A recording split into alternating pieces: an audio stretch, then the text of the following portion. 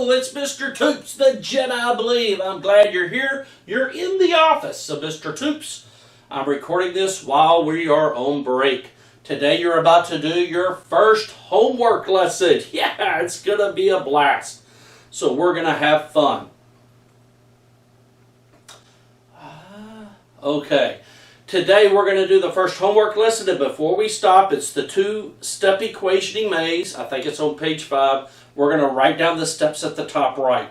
Okay, so the steps to solve any equation. Step 1 is to get rid of the fractions.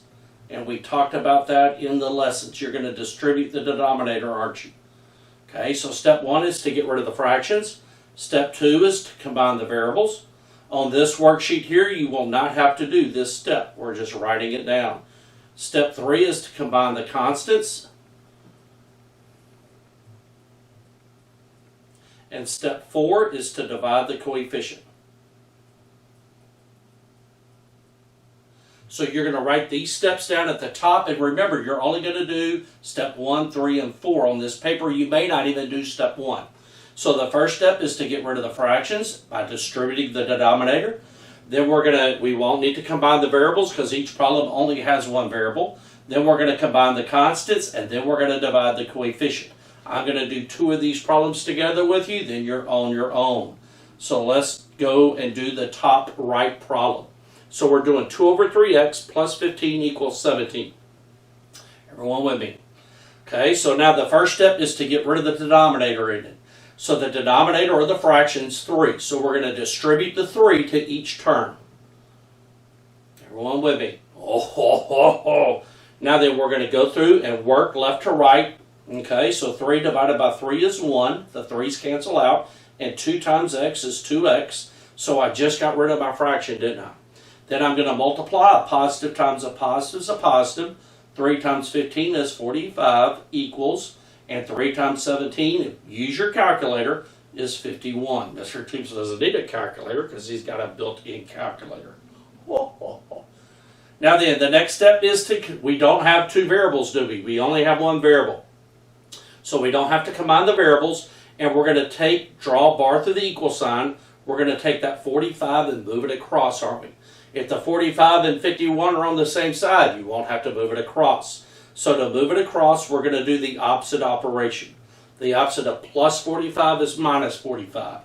We're going to draw a bar. We're going to get 2x. The 45's cancel. And 51 minus 45, punch it in on a calculator, is 6. Then we're going to divide by 2. And then 2 divided by 2 is 1. So we'll get x equals 6 divided by 2 is 3. Wasn't that a lot of fun? Okay, so we're going to go down, and I'm going to do one more with you. Let's do 3 over 4x minus 9 equals 27. We're doing these out of order. You're going to go through the maze. I'm going to show you how that's going to work in a minute. Okay, on this problem here, our denominator is 4 in it. So we're going to take the 4 and we're going to distribute it to the whole equation. So 4, 4, and 4.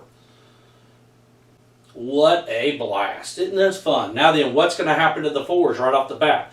4 divided by 4 is 1 in it. That's why you distribute the denominator. All that's left in this first term is just 3x. Then we're going to multiply a positive times a negative and get a negative. 4 times 9 is 36. Use your calculator. And then you're going to do 4 times 27. Punch it on the calculator. You get 108. Okay, now then we're at this step. We only have 1 variable, so we don't need to do step 2. We're going to combine the constants. 36 and 108, draw a bar. They're on different sides of the equal sign, aren't we?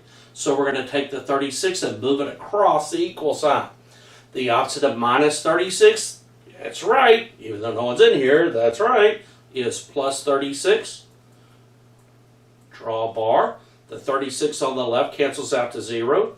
3x equals 38, or 108 plus 36 is 144.